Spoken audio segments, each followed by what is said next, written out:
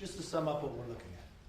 If you're sitting at home and you're concerned that you don't have a job, we want to make sure you're able to come back. We don't think any federal money should be spent that gives you a disincentive to work. We want to make sure we have incentives to keep going. For those small businesses, we want to make sure you can stay open. We want to make sure your kids can go back to school, but go back safely, not just for the children, but for the teachers as well.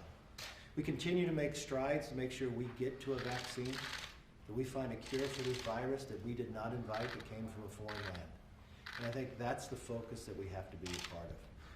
Mitch talks about, and I think it's fundamental, not just for schools, but for any businesses striving, whether they can open back up or not, they should not have an attack from any lawsuits. We need to give the protection that we rebuild, restore, and renew this country to where we were before, and I know we can do it together. That's why we're working here. We'll be reaching out to the Democrats, and I hope for that moment in time, we put politics aside, that we look at one nation, that we don't sit back inside of a rule within a Senate that a minority denies the ability to have this debate, that denies the ability to help America unite and solve this problem once and for all. We are making great strides when it comes to therapies. What this warp speed, history will write about this.